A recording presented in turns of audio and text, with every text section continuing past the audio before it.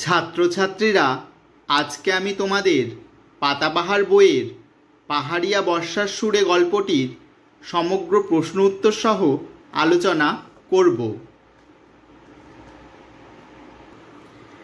1 নম্বর প্রশ্নটি তোমরা দেখো, নিজের ভাষায় লেখো।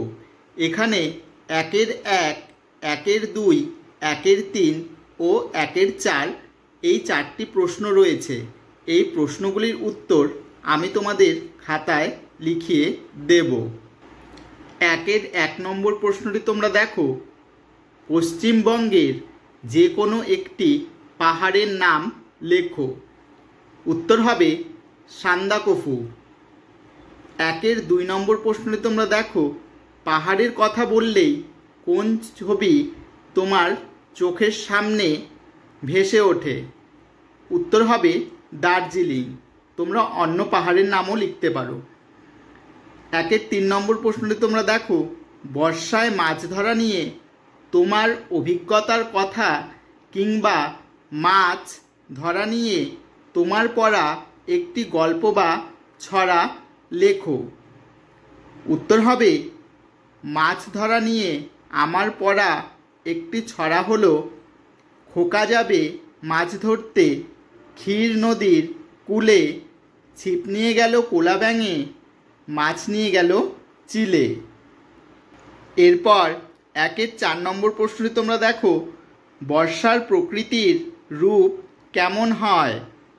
পাঠ্য বইতে বর্ষা নিয়ে আর কোন কোন লেখা রয়েছে?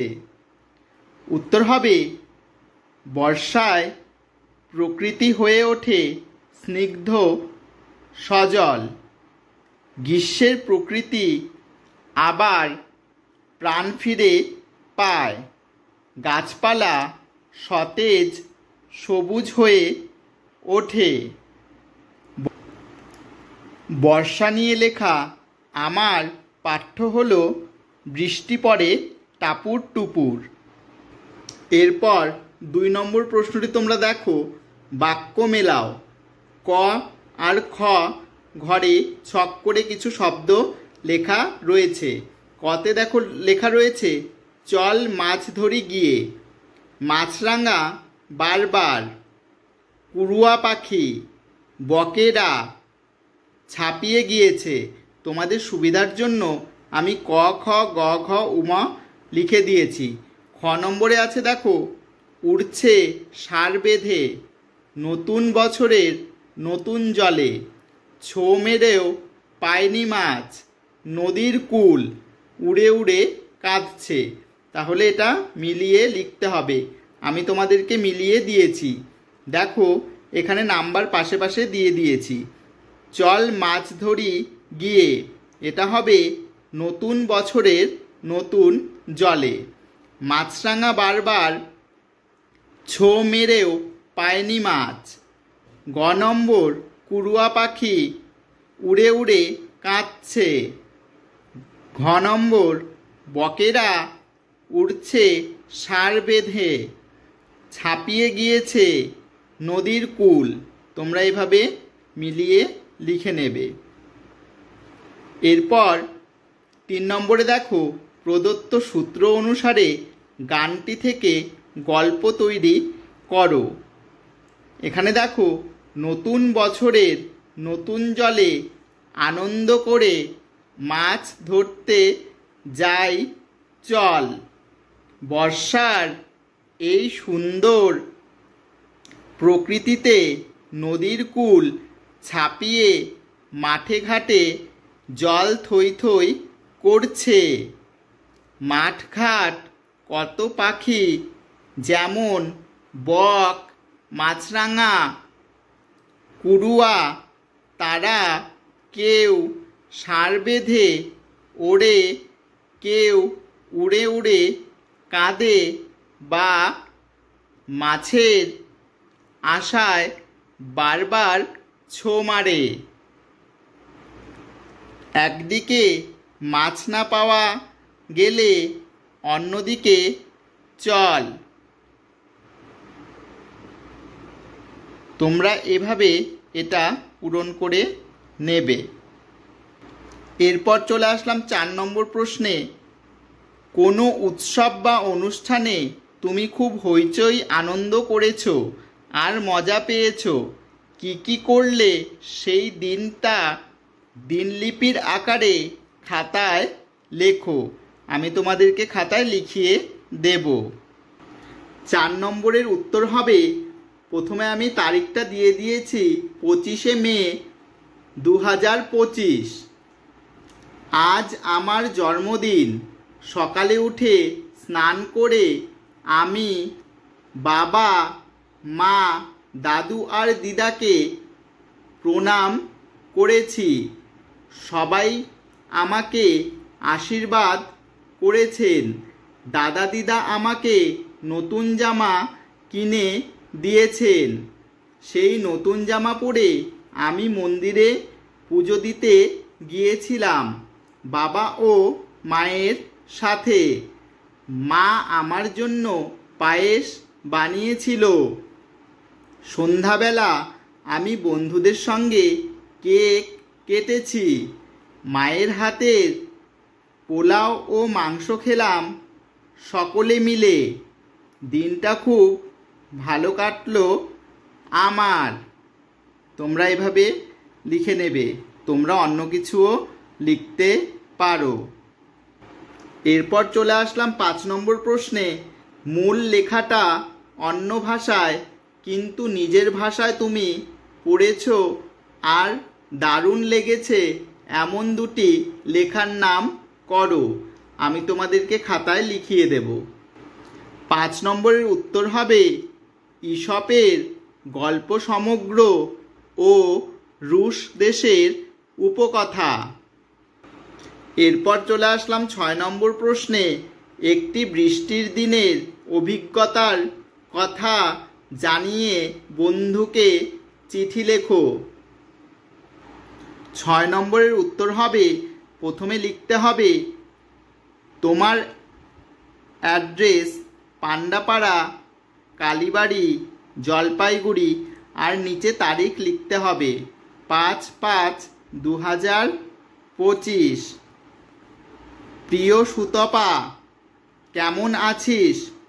জানিস আমাদের এখানে গত 7 দিন ব্যাপী একটানা বৃষ্টি চলছে।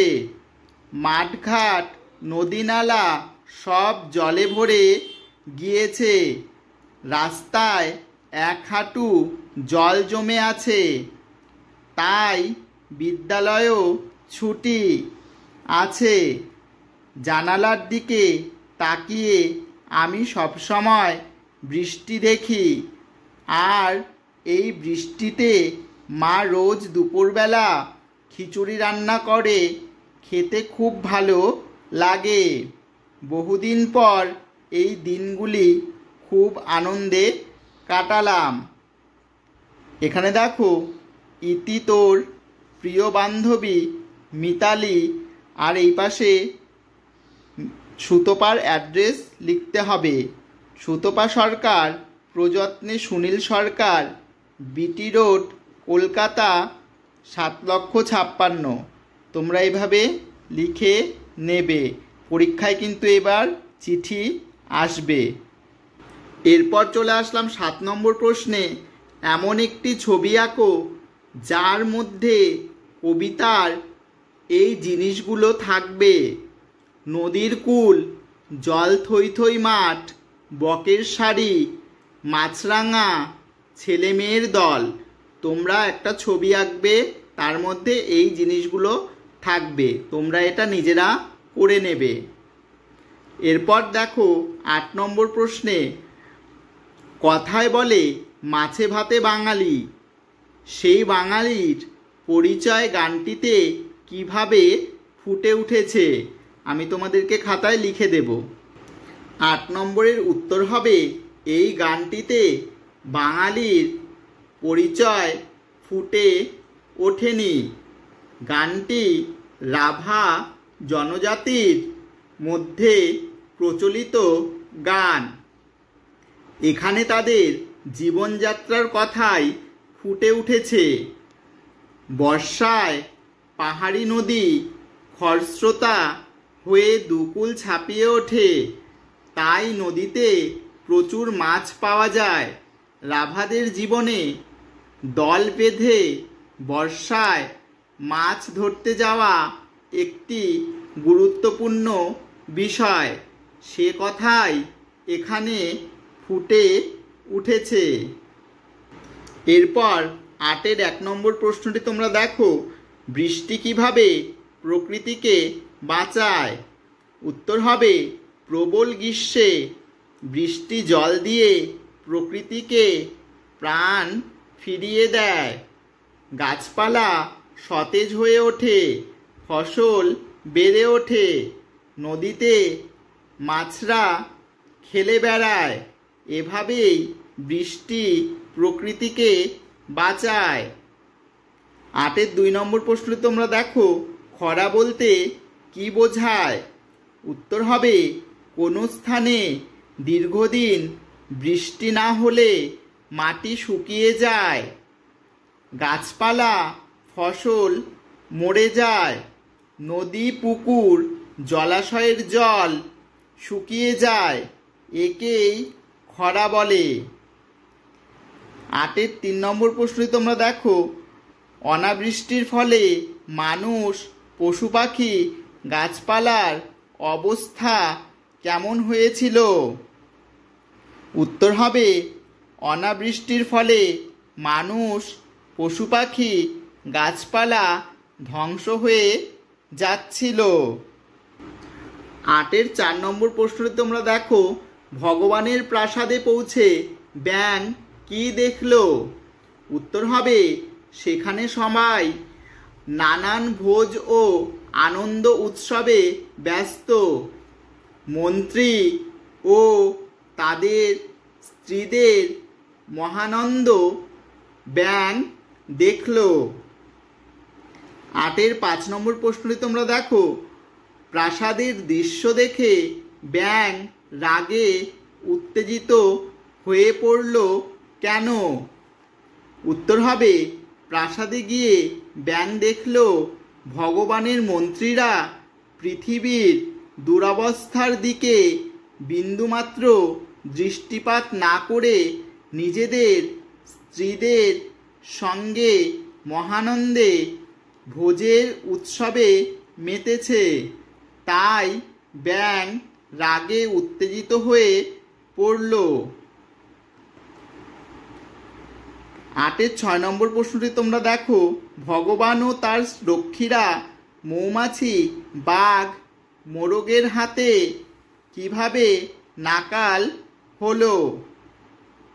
উত্তর হবে, মৌমাছিরা রক্ষীদের মুখে হুল ফুটিয়ে দিয়েছিল, বাঘ তাদের খেয়ে নেবে বলে ভয় দেখিয়েছিল এবং মোরগ তার ডানা ঝাপটে তাদের ভয় দেখিয়েছিল। ৮-এর ৭ নম্বর প্রশ্নটি তোমরা দেখো, শিক্ষক শিক্ষিকার সাহায্যে বৃষ্টি নিয়ে প্রচলিত দুটি ছড়া ও দুটি গল্প সংগ্রহ করো।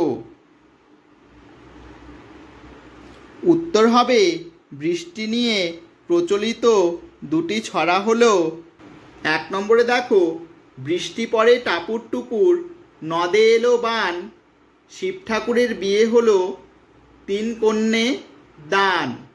২ নম্বরে হবে, ঝমঝম ঝম বৃষ্টি নামে, ছোট্ট খোকা বাইরে ঘোরে, ছাতা মাথায় দেয় সে হেসে, ভিজতে ভালো লাগে বেশে। বৃষ্টি নিয়ে গল্প দুটি হলো নষ্টনীর আর জলছবি। এগুলো তোমরা লিখে নেবে। ভিডিওটি যদি তোমাদের সকলের ভালো লেগে থাকে তাহলে আমার চ্যানেলে যারা নতুন রয়েছো তারা অবশ্যই চ্যানেলটিকে সাবস্ক্রাইব করে দেবে, আর যারা প্রথম থেকেই রয়েছো তারা লাইক কমেন্ট শেয়ার করতে ভুলো না। পরবর্তী অধ্যায়ের পড়াগুলো নিয়ে তোমাদের সামনে আমি আবার হাজির হব।